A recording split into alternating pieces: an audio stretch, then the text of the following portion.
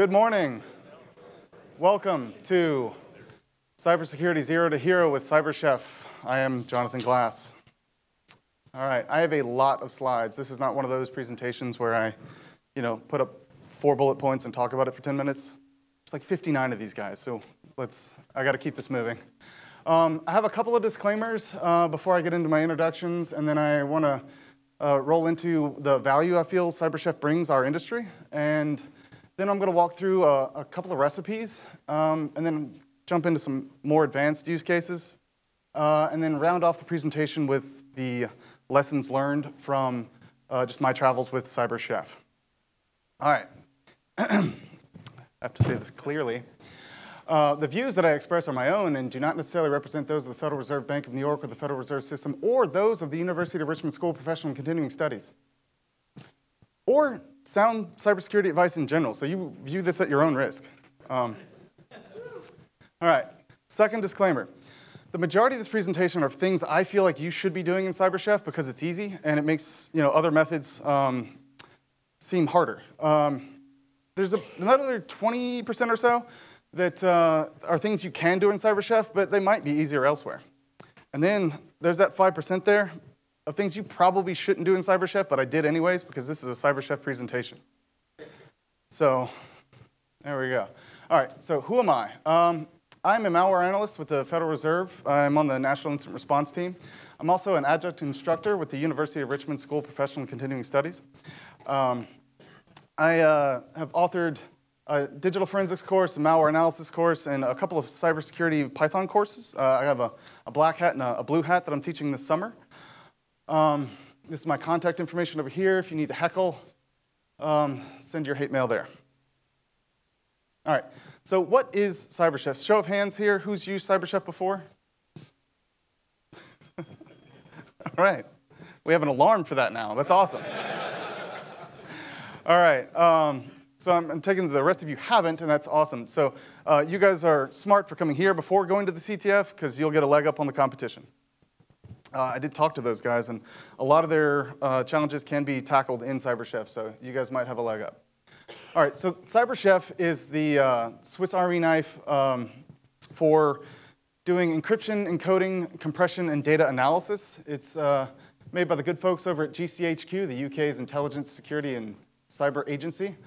Big shout out to GCHQ. Thank you for CyberChef. And I didn't make this, so send your feedback there. All right, so how does it work? 4 main components to the web app. You have an input field here where you either type or drag data to be processed. You have an output where your output will be displayed. Over here you have an operations column, which has a list of operations that are grouped into categories so that you can stumble through finding an operation, or there's a search bar up here that's really helpful. And then in the middle you have a recipe field where you can rack and stack operations to accomplish your specific goal. All right, when I say operations, what do I mean? I'm not going to read all these, but these are some of my favorites. But things like taking the input data and manipulating it from hex or to hex or from base 64 to base 64. Regular expressions, I'm a big fan of that. You're going to see that throughout the rest of this. It's more of a regular expression presentation than anything. But it's brought to you by Regular Expressions. Yeah, but that's just a handful of things you can do. There's about 300 operations. All right, so the value of CyberChef. The pitch I gave Jake and Chris was about, I teach cybersecurity courses, and I'm a big Python junkie. And I find that when I started building courses, I wanted everyone to learn Python immediately and learn forensics or malware analysis at the same time. And I found that teaching 2 things at the same time detracted from both. And it was really hard to expect that for people that didn't have experience in any of it. So having a drag and drop menu of things to try in a web GUI is a comfortable, safe space for people that are getting into the industry, or even the seasoned graybeards in the crowd here. that just don't want to crack open an interpreter and go through all the typos that are needed to get to where you need to be. If you don't do it on a daily basis, this makes it a lot easier. Additionally, I do want to teach programming to the students, but maybe not all at once. So I like the idea of bringing on programming concepts like order of operations, how basic functions work, different types of data, binary, hex, things like that. All right, another big value of CyberChef is that it's serverless and static.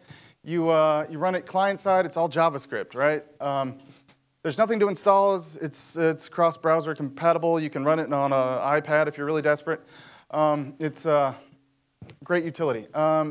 Another great value that I've been using is how it parses the URL get parameters. So you can save like a list of bookmarks with all your recipes in it, and I'll get to that in a little bit. But it's not overly difficult to customize if you're looking to build your own operations. It's JavaScript. And most importantly, it's free. So it's available to all. Go download it. The link's at the top of the presentation. All right. So I made a chart because my presentation just didn't have enough colors or charts or fancy things. But don't hold me to any of this. This is all just more of a metaphor than anything. All right. So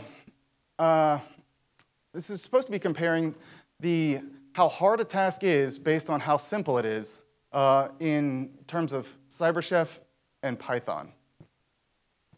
So for my digital forensics course, basic tasks are easier in CyberChef, but Python becomes necessary. Like you're not parsing an MFT like in its entirety in CyberChef. It's a bad plan. Intro to Malware Analysis, I get a lot of value out of combining simple tasks in CyberChef, but Python still becomes necessary for a lot of more complicated analyses. All right, my Black Hat Python course, as you can imagine, is Python from start to finish, and that's just how it is. So I don't really know if anything's easier in CyberChef.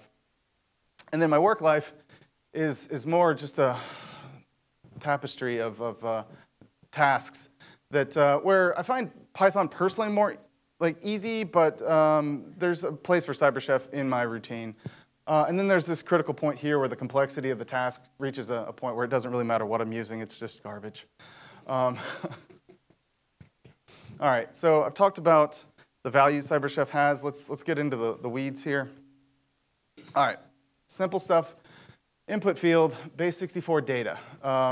In the recipe column, we have a single operation, which is from base64. In the output field, we have the base64 or base64 decoded data. Pretty simple stuff. All right. So another one-hitter we have here is unzipping a password-protected zip file. And I use this a lot when I'm getting a sample from, say, an online malware repository or a sandbox. And I need to pull down a file and unzip it with a password. And I don't want antivirus to trip on it. So this sort of happens inside of the browser's memory. And it's like a nice, safe place to manipulate this data without fearing it being accidentally executed. So you use the unzip operation. Type in the password, and you drag in the file to the input box, and then on the output box, you see the exe in its raw form, or a representation of it. All right, the real value of CyberChef comes in when you combine operations. So you can rack and stack these and adjust the arguments to accomplish the task that you're trying to do. So it's a very tactical approach. So what we've got here is a base64 sample inside of a password-protected zip file. And I don't know why anyone would ever do this, but you run into situations like this where a sample from a sandbox is base64 encoded for some reason. We have two operations in the recipe field. So we have unzip and then base64. It goes through, the input data goes through both of those operations and gets displayed on the output. And that's where we have our clear text information here. One of the things I love the most about CyberChef when teaching is how you can see the data change throughout your operational steps, which is something that students have a hard time with when you just give them a Python script. It runs all these different functions, and the output just happens. They don't understand why the steps are there and what happens to manipulate the data throughout that process. So that's cool. All right, Here's another recipe that I found kind of helpful. So in addition to data manipulation operations, that was tough, there are flow control operations, which this one, for instance, the fork command, will split the input field by a specific delimiter and will treat each new line as a new input field. So the remainder of the operations in this recipe will get executed against each line of this. So this is resolving a list of domain names. So I resolve google.com over DNS over HTTPS, and then it returns a JSON object. So I use a JPath operation to just tailor the response to just the information I need. And then you can see that gets displayed, and then it goes to apple.com, and then john.glass, and it goes down the list so that you get very specific information from your input data. All right. Another one I found useful is just a small recipe is using Yara signatures to scan against binary data. So this is a process dump from an online sandbox. And I just dragged it into the input field, and I used a Yara signature for the NanoCore remote access Trojan. And on the output field, it displays the number of matches that occurred during the scan of this process memory. Pretty cool stuff. So those are a couple of examples of smaller recipe, like 1, 2. I think the biggest one we had was 3 different operations. Now we're going to take it a little bit further and kind of go on a journey here. So buckle up. All right. I don't know if you guys have ever heard of Emotet, but one of the defining characteristics is it uses something called malware. No, it's got a macro-enabled Word doc. Has anyone ever seen one of those? No? OK. Well, it's got a macro that runs a obfuscated PowerShell command when it's launched. Big surprise to the industry. But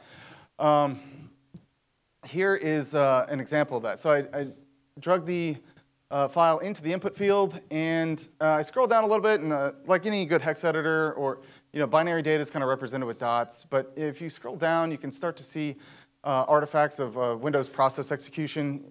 You see the Windows System 32's cmd.exe. So this is the obfuscated command that gets run when the macro is enabled.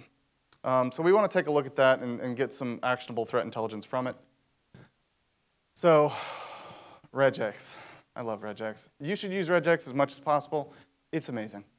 I didn't love regex until CyberChef. It made it a lot easier to understand how it all works. So what I'm doing here is I'm going to capture everything past cmd.exe, and then it stops at a particular point based on just looking at the script. All right.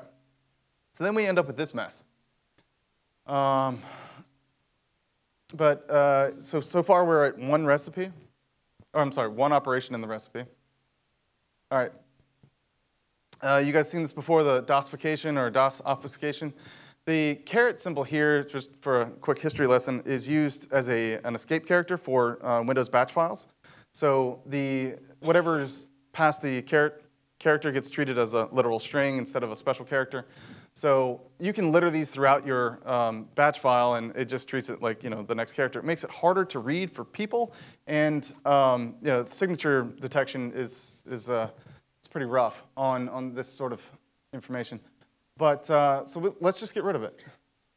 All right, so we're going to use the find and replace command. So we're going to find that caret and just replace it with nothing. So effectively deleting it.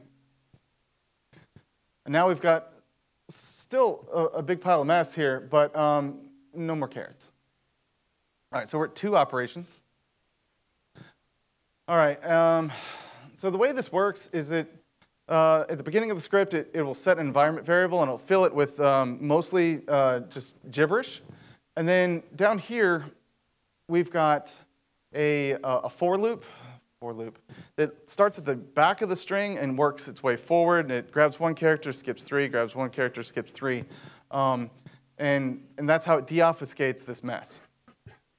And then down, I guess, number 4 would be it calls that particular string. So we'll see how that goes.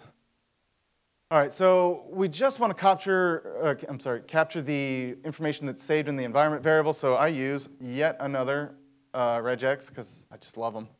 All right, and since it's going from the backwards to the front, I found it easier to just use the reverse operation and flip the script so that the back is now the front. I use this a lot in a couple of courses where I found that my students were having trouble unzipping files because of one reason or another. So I would reverse the payloads by byte order, and I would give them an exe where the byte order was reversed, and making it really difficult to execute. All right. So more regex. This one's pretty clever, I think. So I'm grabbing the first character and then I'm skipping 3, and it just keeps going throughout here. And I'm sorry for the color scheme. I didn't pick it. It is a bit of an eyesore. And then a pattern emerges.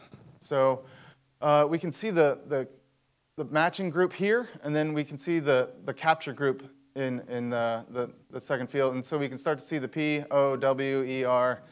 The deobfuscated code gets represented here. So I think we're into the 5 or 6 operation range.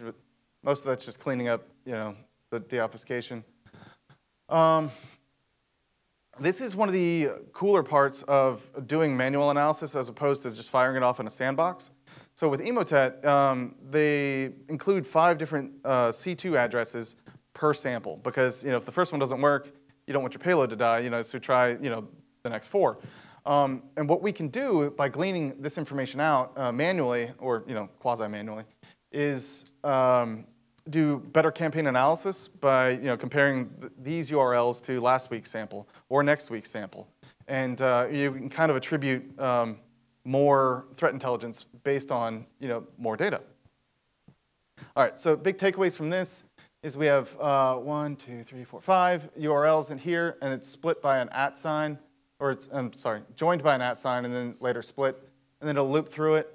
Another hard IOC here that is good to glean is this ihh.exe that is hard-coded into the payload, so that it's a good evidence of execution IOC to look for in like prefetch or any other artifact that is good for that. All right, let's see. Okay, more regex because I can't get enough.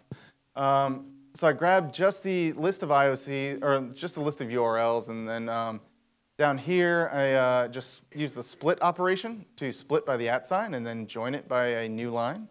And I hit my, my goal of getting all 5 C2 addresses. And so in 8 drag and drop operations, we were able to go from just chaos in binary to 5 C2 addresses in a relatively quick order. But not only is this easy, it's also repeatable. So these recipes can be saved to your local storage or saved as bookmarks. So if you look at this data link, you can save these bookmarks into your, like a folder in your browser, and just when you revisit CyberChef, you can bring up your recipe and just have it waiting there for you. This particular recipe, if you tailor your regex loose enough to be valuable, you can just drag next week's sample in here, and it'll just give you the URLs. So whatever time you invest in making these recipes is a force multiplier, for the next however many samples you end up getting. All right, so we covered small recipes, 1 or 2s. We covered a larger one, which is a I think around 8 operations. It could have been less, but I love regex so much. I put in a couple extra. But now let's get into a larger recipe and sort of highlight not necessarily where the value tapers off, but like how much effort you need to put into CyberChef in order to achieve some goals. All right. I decided to make a forensic parser in CyberChef. So I used the Windows recycle bin info2 $i files, because it's pretty much like the simplest artifact I can think of. It's only got 4 fields, 10 if you count Windows 10, or I'm sorry, 5 if you count Windows 10. But basically, it's got an 8-byte header. It's got an 8-byte file size. It's got an 8-byte file time object for the deleted timestamp. And then it's got a file name stored in Unicode. And I wanted to go through there and kind of loop through it and produce the output of, when was this deleted and what was it? So the idea behind this parser is fairly simple. The first 8 bytes is what version of prefetch it is. So it's either has a 01 or 02. If it's a 02, then you have to start at a different offset to get the file path. And then, so I parse through the file path, and then I parse the deleted date, and then I parse the file size, and then I stop and do nothing. And it's important to kind of conceptualize these blocks while you're going through it, because CyberChef, you can only see like a couple of operations at a time.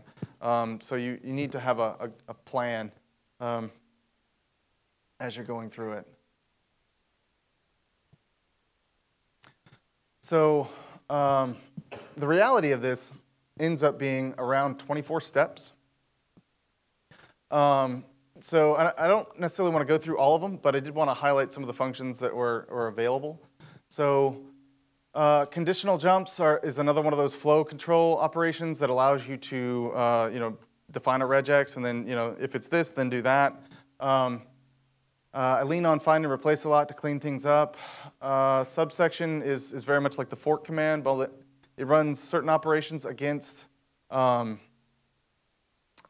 data that is like at a certain offset. Let's see, any of the other cool ones. The Windows file time to Unix timestamp was really helpful. That cut down on a few operations, and then the from Unix timestamp to date, also helpful. All right, so we keep going. I put in my original pass at this was around 40 operations. I was just dragging things in, and then I got it down to like 36, and then I got it down to I want to say around 20 for bare bones, and then I added 4 more just to clean things up. And this is where I feel like I should probably stop teaching my students to use CyberChef per se. I would give this recipe to them, but I wouldn't expect them to produce it because I don't know that it's reinforcing the values that I want them to have in a way that would teach them something that is like fundamental. I think that it's helpful that it runs, but I don't know that like learning it this way is a solid foundation on how you should proceed in your education.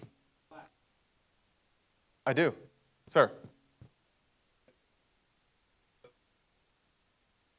I thought about having a comparison there, and I didn't want to lose.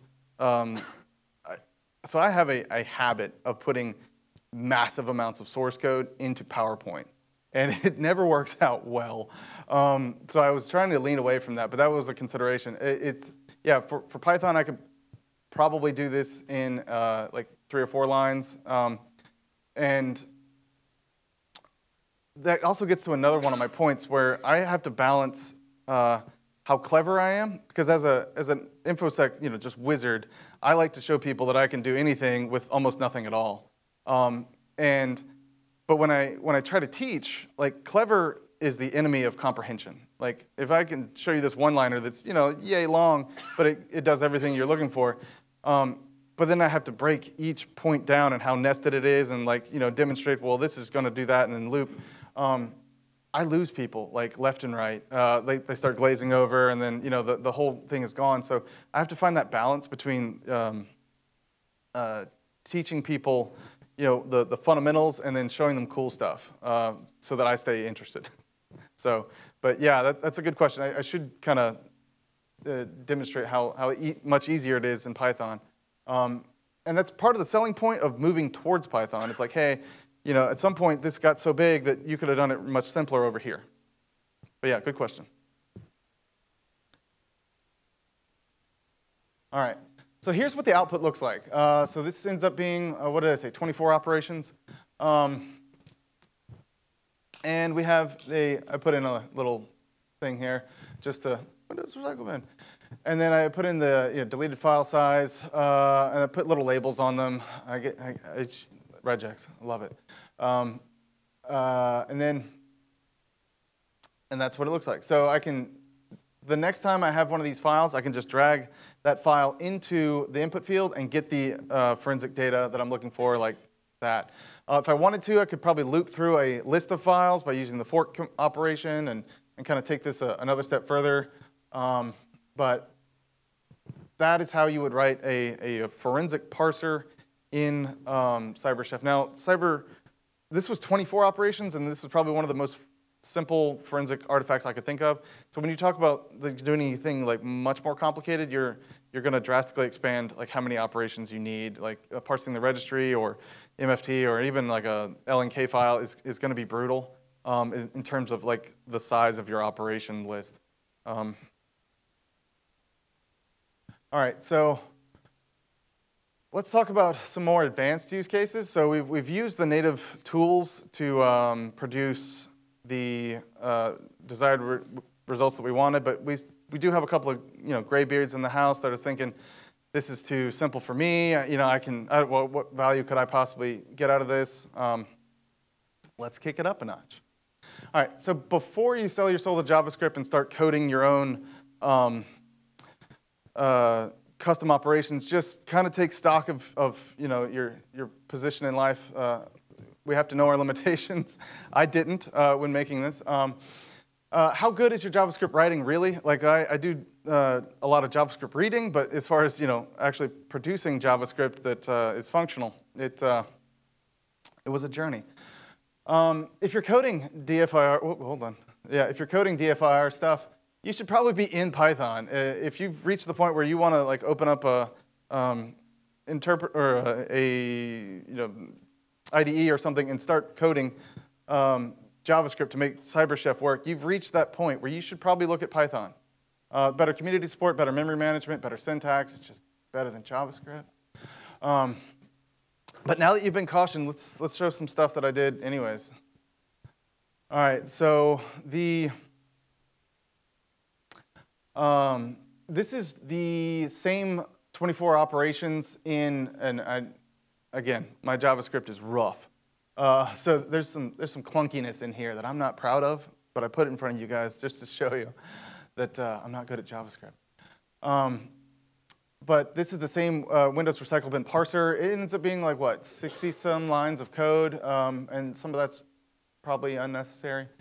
But overall, it wasn't horrible. If you're into this sort of thing and you want to, this is the route you want to take, the process wasn't painful. So I do encourage you guys to contribute to the CyberChef project where you see value. And so the whole point of that is when building your own custom operation, you can just drag one thing over and get the same desired results that you were looking for from those 24. So there's a value proposition here that I'm not going to tell you what you should do and shouldn't do in CyberChef, but these are things you can do. All right, so as far as potential for integration, this is another thing that I don't know if you should do or not. So how I got CyberChef to talk to VirusTotal was I downloaded CyberChef locally. It just comes down as an HTML file. And then I opened Chrome with disabling the web security. And then I performed the HTTP request operation and did a GET request for VirusTotal file download, and then my API key, and then whatever hash I was looking for. And for disabling your browser protections, there's a Stack Overflow link there. All right. So for downloading samples, this is pretty cool. If you have a VirusTotal account that gives you those superpowers, you can just say, hey, VirusTotal, give me that, and then the output will appear in the output box. Easy peasy. Querying reports, I found some value in doing this. Just if I wanted to carve out a specific sample from something else. Like maybe I found an embedded DLL inside of another payload, and I wanted to see what VirusTotal thought of it without moving it to my disk and then uploading it or hashing it and checking the hash. Actually, that's what I did, is I checked the hash. So, but what we have here is looks like a 2-operation recipe where I do the GET request for the report on a specific hash, and I identified, I MD5 hashed it like kind of up here-ish, and then I used that hash on the file that's in the input box. Did the GET request, and then we have the JPath expression to parse the results and give me just the blurbs from the various antivirus vendors. All right. I'm getting through these slides. I didn't think it was possible. All right, so interacting with live content. Not for the faint of heart. And this one, I will lose half the audience, because one half the audience is going to wonder why I did this, and the other's not going to understand what I did. And that's OK. But, all right. I opened up the console for the web developer options in Chrome, and I went straight to the console, and I read in the output text, which is the value from the output text file here, or the object. And I read that into memory as a variable, and then I did a regex match here for a very specific snippet of code that I identified in my analysis as being responsible for decoding the variables that are in the malicious JavaScript. So there's a routine that accepts two inputs, and then it spits out clear text, unobfuscated JavaScript code. And it's just littered throughout here. And it's this, where is it? This boomp or boomp function here. So I carved that out, and there was a couple of dependencies to that. So from there, and then it kind of goes all the way through here. And now I have that malicious snippet of code running in my browser's memory. So I definitely recommend, if you're going to do this, to do it in a sandbox or in an offline analysis machine. And I was able to run the snippet of code and get that. And so I saved the output of that code back to a variable, and then replaced that in the input script, so that I could deobfuscate just a very, very tactical snippet of code. And then this part down here was kind of cool. This is me being clever, where I triggered the key up event so that CyberChef would run the recipe again, thinking that I typed. So, and again, I knew I would lose half the room here, and that's fine. But you can manipulate CyberChef from the console is the takeaway here, if you're really interested in doing some sort of like tactical interface at a very low level. All right, some of the lessons learned, and this is just from my travels, some things I found useful. All right, CyberChef is not ideal for everything. You're using memory management from your browser, and using large files will knock things over. This is what happens when I tried to parse an MFT. My recipe was good, but CyberChef didn't hold up there. And that's something you're going to have to play with and figure out what you can bite off and what you can chew with this platform. There's some operations that make things easier, like take bytes, drop bytes, regex. We'll take large amounts of code and make it into more manageable chunks, but they're not miracle workers, so I definitely encourage you to use the right tool for the right job. Python. All right. One thing I'm encouraging my team to do is use the comment field for your recipe.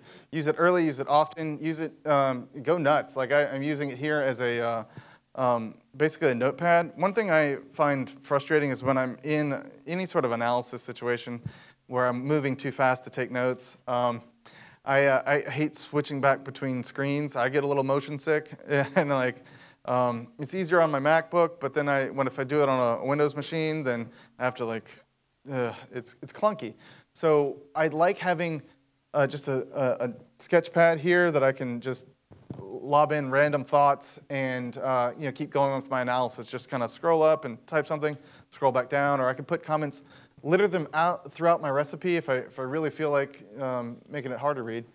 And it doesn't affect the flow of the operations. So it's just a comment field, and it doesn't affect how the input data gets filtered through the recipe and then displayed on the output field.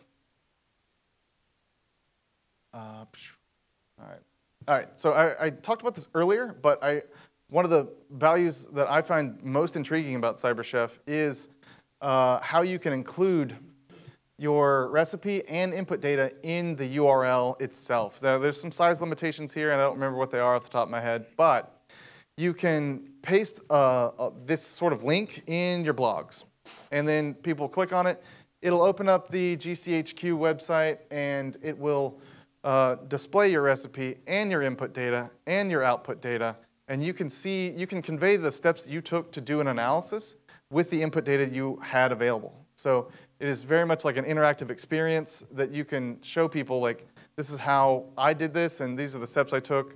So if you guys are avid bloggers and you want to convey a message on, and de-wizardify some of the magic you've produced, this is, that's not a word, right? Like, okay, that's support. Thank you, sir. Wizardify. Let's see, what else do I have? Oh, auto bake. So this checkbox here is really cool when you want to see things change as you change. But if you're typing in like a password for a zip file, every keystroke will change the recipe. The recipe will get re-executed every single time.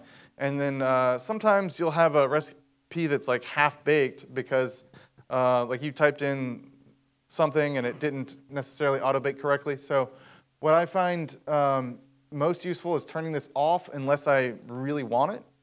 And then you can do that in the settings and whatnot. It's pretty simple, but that's just more of a pro tip. All right, we've reached the summation slide, and I'm a little early, which I'm shocked. But so I've discussed the value of CyberChef and how this web GUI will allow you to drag and drop operations that maybe you knew about, maybe you didn't. It gives you a contextualized list of different things you can do with data. And it lowers the threshold of what it takes to perform tasks like base64 encoding for new people. I've gone through a few practical applications. We discussed, a basic data manipulation. We deobfuscated a fairly common piece of malware. And we built a forensic artifact parser. Additionally, I highlighted some arguably obscure advanced use cases, building custom operations, and highlighting some of the potential for integration, and how to interact with live content. And then I rounded it off with some lessons learned. So those are my takeaways from this presentation is, if you have new folk that are struggling, introduce them to CyberChef. If you're struggling, take a look at CyberChef. And if you're struggling with some of the concepts of like, hey, I saw this script on someone's blog, I don't know what all the things do. I see it mentioning XOR, but I don't know what that is. Crack open CyberChef and XOR a bunch of stuff and see what happens. You might be surprised at how much more retention you get by just playing around in there. I use it in my courses, and I find that it adds a lot of value. And I encourage you guys to use it in your whatevers. So I think at this point, I'm open for questions, comments, or concerns. Sir? Okay. Sure. Regex 101. There's a few of those. Like look at online regex. Top 5 Google hits will get you right. There's a lot of online regex testing. There's a couple of. I have a course lesson where I walk through. It's like 15 or so exercises that's on. I think it's regex 101. Yeah, who's in, yeah, you, sir. Where it's like a tailored lesson, like, you've got this string and I want this out of it. Yeah, it's adds a lot of value. Sir?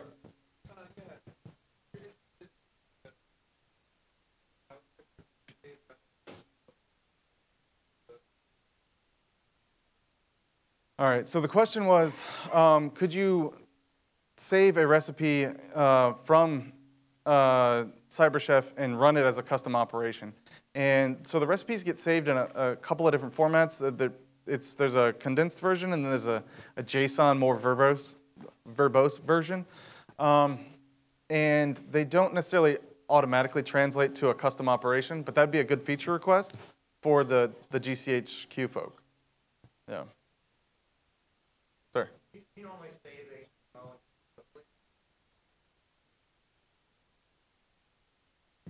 It depends. So at the Fed, we have our own. We set up a little server, and we have our own running so that we don't have to worry about any sensitivity of data. For my local analysis, I have like a local copy on my VMs. There's times when I just pull it up and use the GCHQ one. It all runs on my, like in my browser, because it's JavaScript. It's client side. So there is some telemetry that gets produced when you use like the online version that I kind of avoid. But so the answer is it depends. But yeah, it's flexible like that. You can use it locally, you can use it online. The experience is the same. The only reason I used the local version to integrate with VirusTotal is because it coming from a local script versus I was trying to avoid CORS, the cross-object request. I forgot what the S stands for.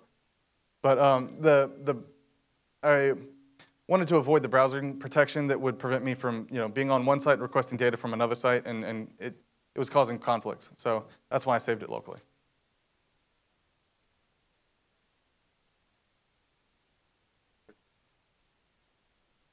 Oh, I didn't. Oh, sure. There are a number of functions that it offers as far as decrypting data. And if you guys are heading to the CTF, I know there's a couple of challenges that refer to things like XOR and base64. AES, I think, is mentioned in a couple of the challenges. Especially the ones that mention CyberChef, take a look at the operations menu and look for which ones are available and which ones are relevant to the content you're looking at. And I'll be walking around the CTF and offering any assistance I can but only in CyberChef. That's it. It's the only tool you need. But you're a wizard. Exactly. So any other questions? Magic. No. No. There's an operation for detecting file types where it reads like the first 4 bytes of whatever data you've got in the input field, and it tries to do a signature analysis on the magic numbers to produce, like, give you a good idea of like, hey, is this a DLL? Is this a PDF? Is this a Word doc? So there's a lot of different operations you can perform in there, and I definitely encourage everyone to take a look at what it has available to it. All right, I think, go ahead, sir. I've seen some on Twitter that I got included in one recently. I don't have it memorized off the top of my head. You can check out my feed. It's somewhere all the way up here. So many slides. But there was an online repository. It had about 16 solid examples of how you can leverage CyberChef, but I don't know if CyberChef itself has a repository of, yeah, here, RVAsec. I don't know if there's a repository. If not, there should be. That seems like a good idea.